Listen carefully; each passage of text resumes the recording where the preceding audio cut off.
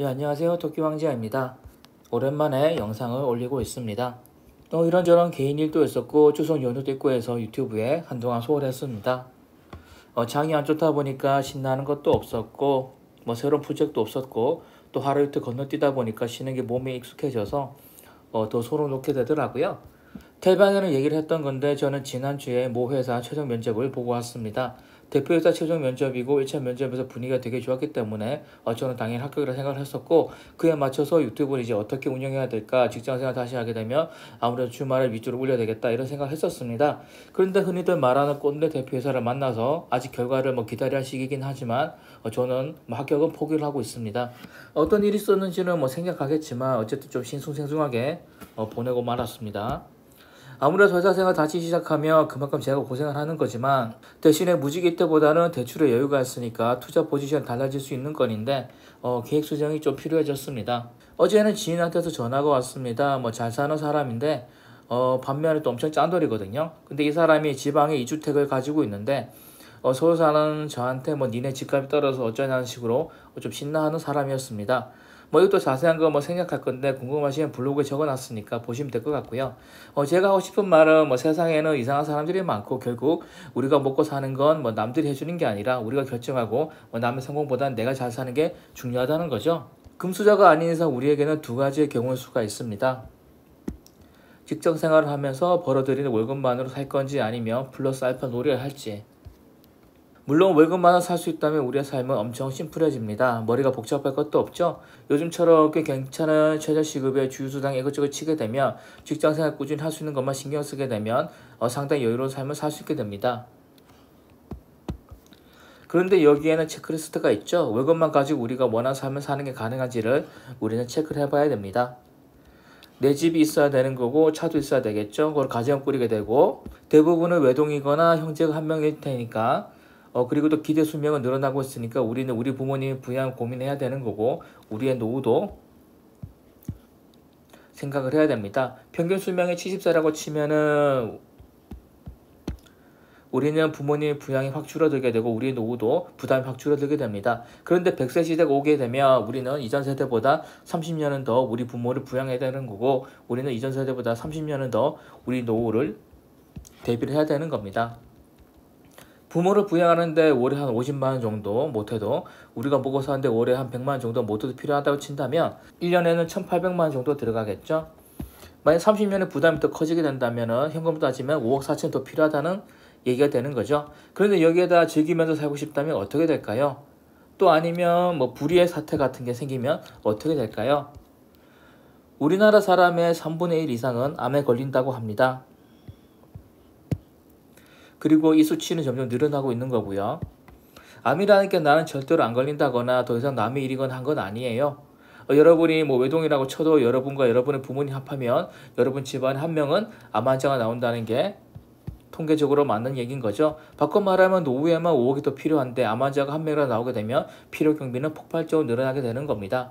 농담이 아니라 늙어서 우리는 어쩌면 공병이나 박스 주워 파는 게 우리의 노후가 될 수도 있다는 얘기가 되는 겁니다. 그러면 우리는 어지간한 월급을 받지 않는 이상 재테크, 투자라는 걸 할 수밖에 없습니다. 연예인이나 운동선수처럼 유명인이 아닌 이상 우리는 이렇게 살 수밖에 없는 겁니다. 제가 항상 평범한 사람 그러는 게 바로 이런 이유 때문이죠. 금수저나 은수저도 아니고 외모나 운동신경이 특출나게 좋은 것들도 아니고 그래서 남들 위해 서주는 게 아니라면 우리는 부지런하게 투자를 할 수밖에 없습니다. 그런데 요즘 투자 시장은 지옥이라거나 빙하기라고 부를만 하죠. 그나마 다행인 건 투자는 파도라는 겁니다. 부동산은 예로 들겠습니다. 부동산에는 공급이 깡패인 건데 이건 NFT 같은 다른 투자도 마찬가지죠. 대박 NFT가 있는데 만약 이걸 100만 개를 민팅하게 되면 어떻게 될까요? 가격은 당연히 폭락을 하게 됩니다. 아파트가 오른다. 그런데 서울에 미친 듯이 공급을 하게 되면 가격이 어떻게 될까요? 당연히 공급이 깡패니까 폭락을 하게 되겠죠.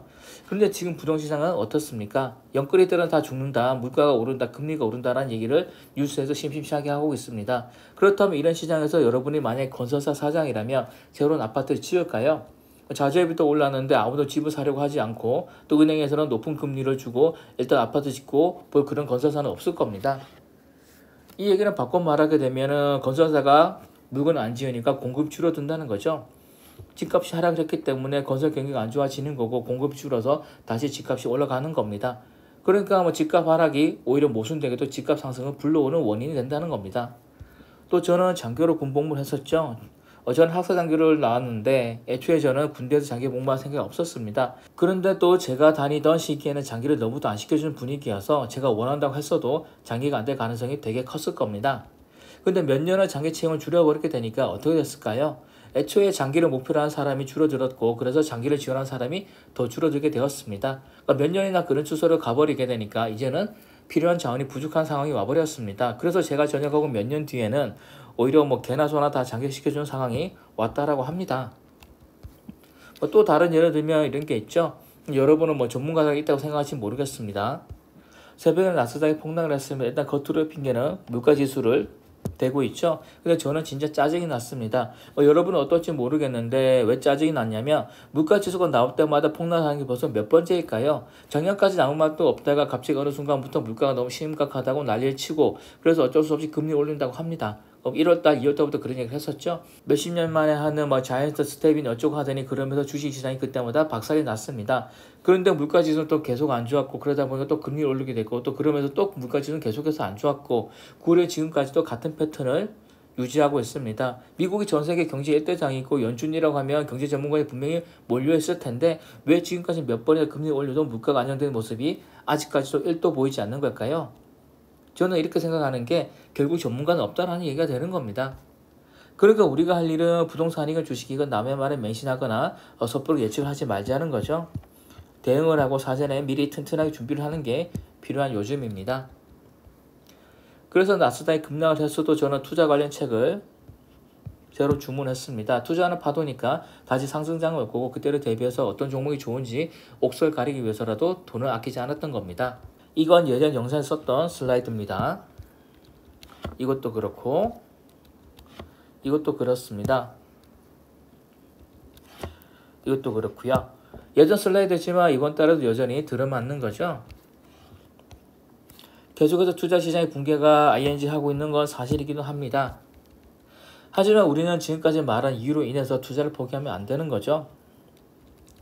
회계 원칙 중에는 계속 기업의 가정이라는 게 있습니다. 내년에 문을 닫건 내후년에 폐업을 하건 그런 거 상관없이 회계 처리는 이 회사가 계속해서 사업을 할 것처럼 전제로 해서 처리를 해야 된다는 겁니다. 재테크도 마찬가지입니다. 지금은 장이 박살나고 있고 재테크하는 사람이 바보인 것 같고 월급 받아서 적금 넣는 게 최고인 것처럼 보이지만 투자 시장은 다시 돌아오게 되어 있는 겁니다. 우리는 월급만으로 살 걸 전제로 하지 않았기 때문에 당연히 투자 시장에 돌아올 걸 전제로 대비를 하고 있어야 되는 겁니다. 남들과는 다른 삶을 살고 싶으면 남들과는 다르게 생각하고 행동하시기 바랍니다. 감사합니다.